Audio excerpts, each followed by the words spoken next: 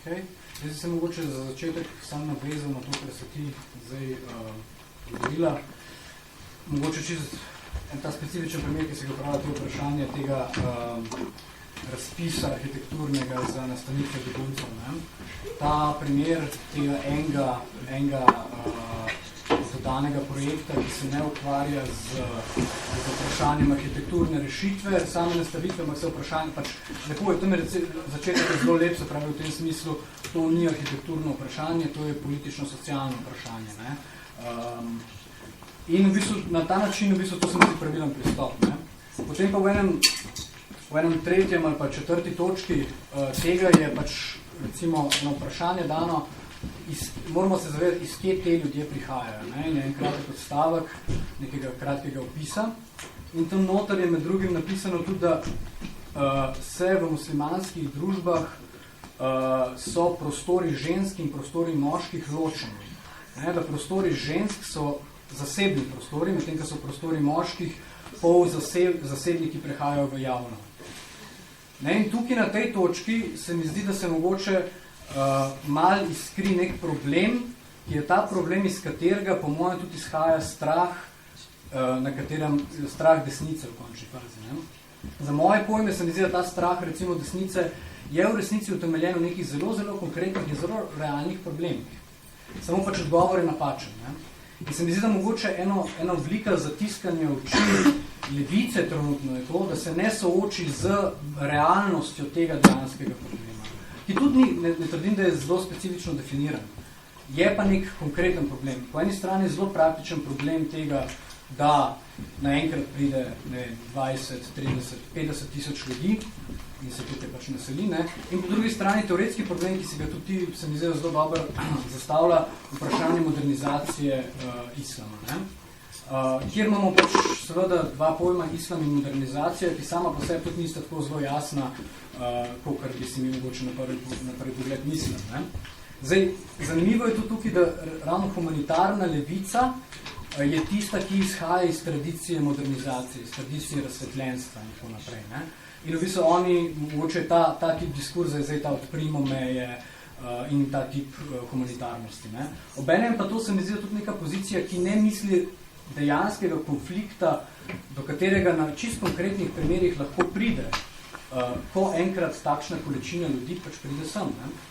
In dejstvo je, da ta količina ljudi, ki sem pride, ni neka nedefinirana množica. V končni fazi so definirani že skozi pravne in policijske postopke, kot ste recimo vidve govorile. Ne? Se pravi, mogoče prej so malo bolj nedefinirani, ko pa začne policija razporejati, se pa med njimi notranji konflikti začnejo delovati. Se pravi, oni so že v postopku marginalizacije, kategorizacije in tako naprej. Ne? Se pravi, po enkrat, če je bila za enkrat mogoče levica tako zelo vesela, pri tem odprijo meje in tako grejo dalje, ne?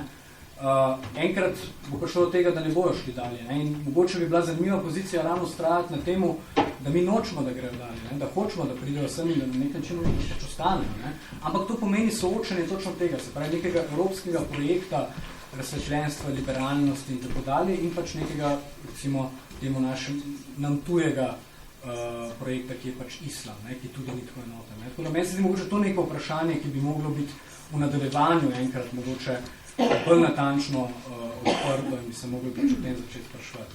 Se mi zdi pa, da je to tako zelo teoretska stvar, kakor zelo praktična. Enkrat, ko imaš ti vprašanje pač ločenosti ženskih in moških prostorov, ne vem, jaz pač nimam odgovora na to vprašanje. No? Se v bistvu pri zahodni moderni arhitekturi je tudi ločeno ženskih in moških prostorov. Ne? Pač imaš kuhinjo, ki je bolj pač kao privatne narave, pa imaš potem salon, ki je te neke semi-javne narave. Ne? Tako da v bistvu tukaj izhajamo iz čist neke iste situacije in tudi je zelo možno, da v bistvu moderna islamska arhitektura to ločeno zglih iz evropskega modernizma dobi, ki je pač udaril v ta islam. Ja. No, debate je odprta. Ja, jaz bi čisto tehnično bi rekel, ker smo verjetno že malo utrujeni, da jo omejimo na nekih 10 minut ali pa nekaj tašnega, no pa mogoče bi si želel ne toliko samih vprašanj, tudi lahko, no, ampak bolj tudi nekih komentarjev glede na celo stvar, ki ste dol slišali.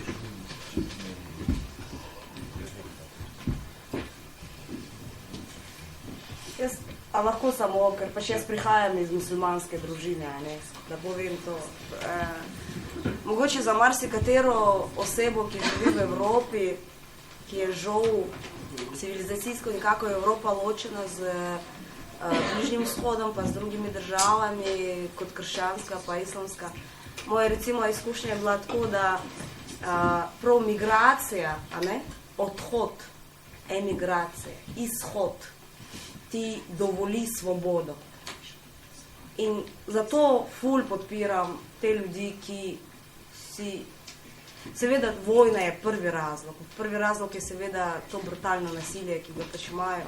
Ampak imam občutek, da to eno povzroča nekaj drugega. Ne?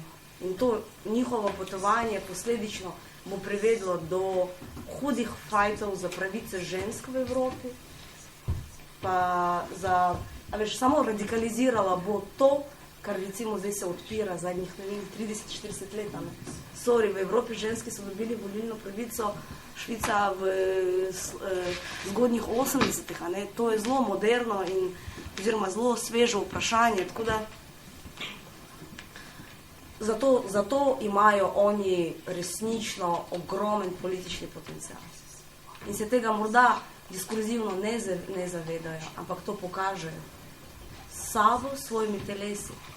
Ful, da je bilo dobro vprašanje iz meje, iz Obrežja. Ena ženska je že spraševala te naše aktiviste, Andreja, ja, ko pridem na Švedsko, hočem izvedeti vse postopke ločitve od mojega moža.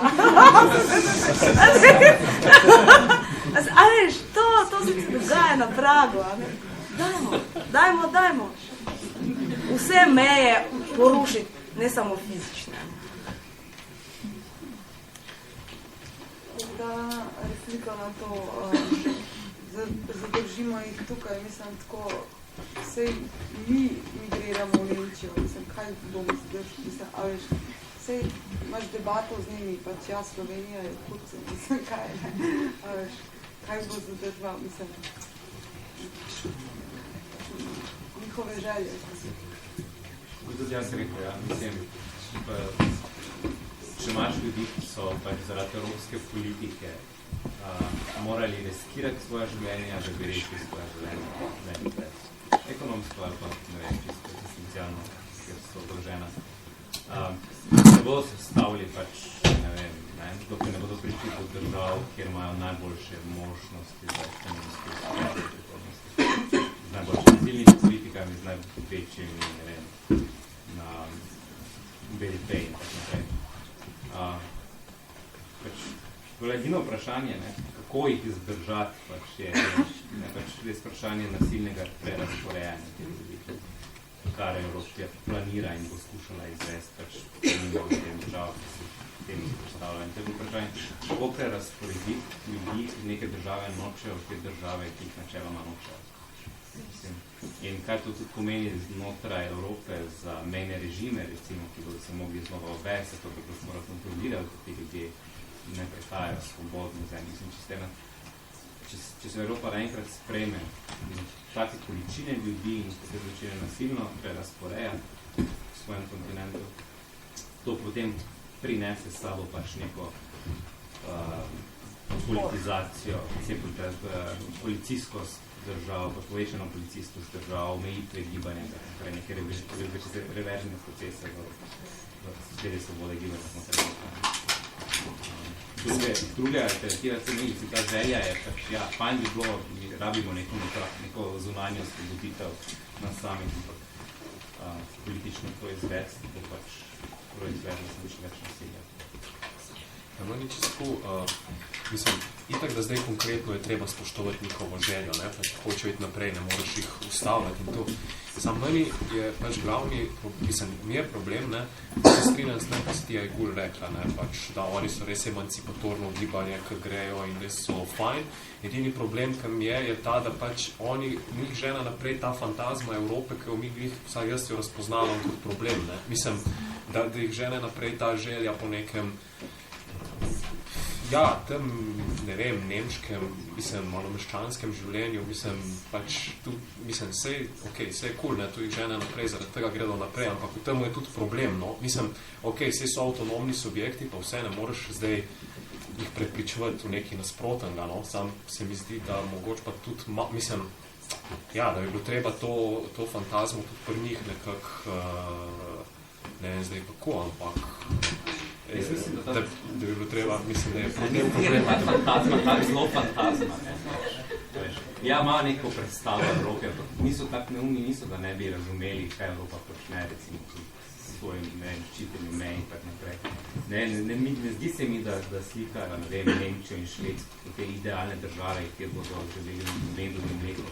Ampak po moje je to čist zelo racionalni premislek. Kje so najboljše zimne politike?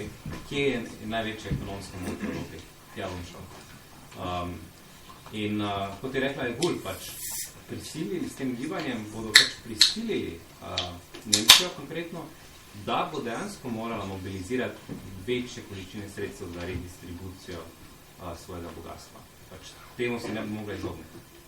In Nemčija to zmore. Zato so tam, ne? Še par milijonov pomoč.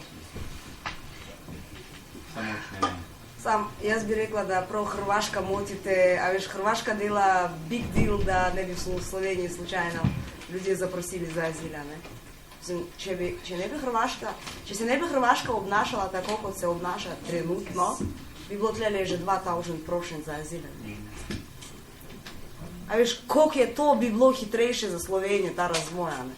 5000 prošenj za azil Slovenija, a si predstavljamo? Arabsko četrt tlele zraven Poljano.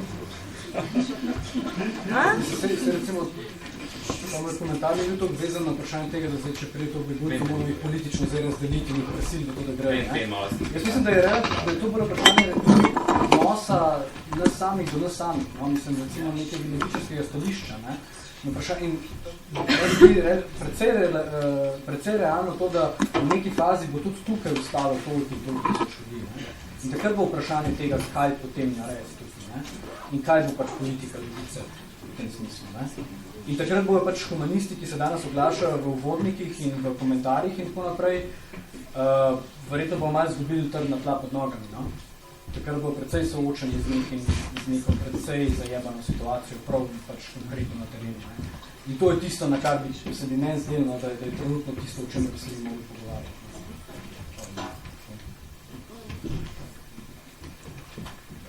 Kakšen komentar?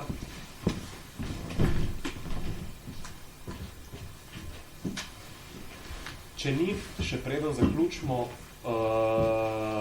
najprej bi se zahvalil vsem, ki ste prišli. Pa sem zaradi tega to, da bo omenjena, ker do zdaj še ni bila Primož. Mislim, se vsi strinjamo s tem vidom, da je rasizem stvar države, ne? In nam pa to malo... bolj malo nam pomaga, ne, v tem našem konkretnem boju, kjer nimamo dostopa od tega, da spreminjamo na načela policije, kak se bo obnašala, seveda lahko do neke mere z našim delovanjem, ampak morda se smiselno vprašati tudi opozicija institucionalizirane levice, združene levice, iniciative za demokratični socializem in tako naprej. Ne. Zdaj, verjetno je treba vzpostaviti nek dialog tudi z njimi, mislim, predvidevam, da bi tukaj ne zgledali tako, no, na kak način neke stvari, ki pa jih je mogoče vendarle doseči preko nekih teh uveljavljenih institucionalnih, uveljavljeno-političnih kanalov, kako jih voditi. Ne? Ker vendarle lahko si predstavljamo na oblasti takšno levico čez nekaj časa in tudi mogoče da treba v tem smislu nekako razmišljati, da vsaj imeti to nekje v mislih. No? Ali pa recimo danes z neko kritiko, z nekim spodbujanjem te institucionalne levice k nekemu delovanju, k preizpraševanju nekih zadev.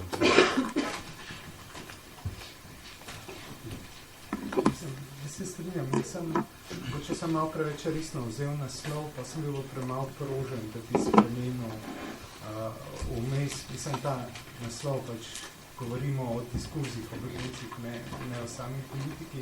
Tako da, mogoče naivno sem vzel resno ta naslov, ampak tudi naivno predvideval, da te stvari že niso bile rešene ali pa Se strinjam, mogoče nisem dosti prožen, da bi dosti skupaj zamenjal vsebino.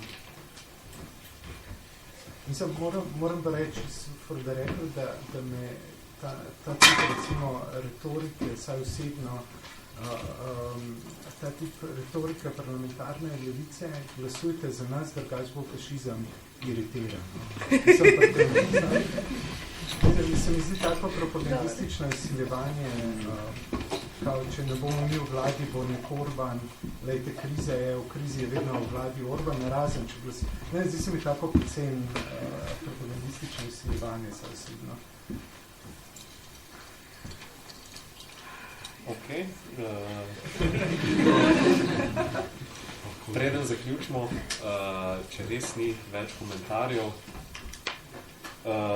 povem še, no, zahvalil sem se že, pa še ure, zdaj tako v živku je nekako navada, da po temu pač nekako se nadaljuje debata v nekih manjših krogih, tako da ste vabljeni k temu, da tukaj ostaneste približno še na uro, bomo tukaj, ker pol sosed mora zjutraj na delu in mislim, ni vse sam begunska kriza, no, so tudi ta življenja, ki gredo naprej in pač v polnoči bomo ta prostor zapustili in če bo kdo še hotel, mislim, da bo Luka, kaj bomo še v modri kot, ali da? Ja, če bo folk hotel, se gre lahko še dalje. Ja, no, glavno, drugač pa je tukaj še eno uro pijača in druženje in z uradnim delom smo pa zaključili. Hvala.